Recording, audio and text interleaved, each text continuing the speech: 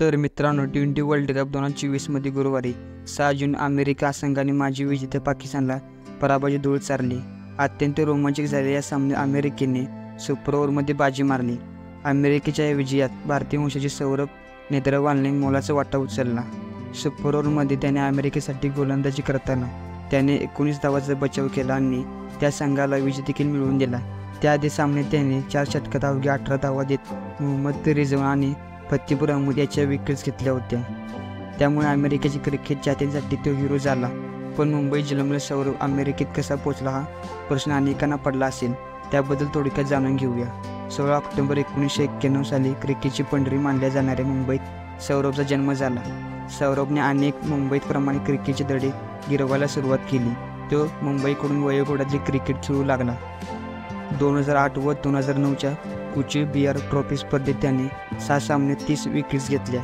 त्याची कामगिरी पाहता त्याच्या 2010 साली न्यूझीलंडमध्ये झालेल्या 19 वर्षाखालील वर्ल्ड कपमध्ये भारतीय संघात निवड झाली. त्याने 19 वर्षाखालील वर्ल्ड कप 2010 साली स्पर्धेत उल्लेखनीय कामगिरी केली. तो भारतात सर्वाधिक विकेट्स घेणारा गोलंदाज होता. त्याने 8 विकेट घेतल्या होत्या.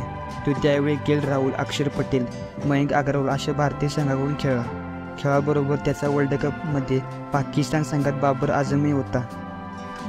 मात्र क्रिकेटसाठी वेडा समजल्या जाणाऱ्या भारतात स्पर्धाही कमी नाही. प्रयत्न करूनही सौरभला म्हणावे तसे यश मिळाले नाही.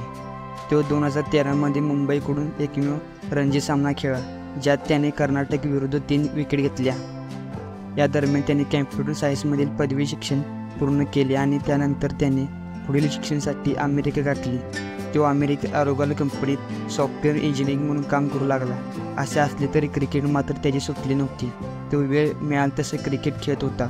त्याला त्याचे काम आणि क्रिकेट याचा मेळ साधायचा होता. त्याने सावरायची कसरत केली आणि त्याला फळ मिळाले. त्याला अमेरिका राष्ट्रीय संघात जागा मिळाली.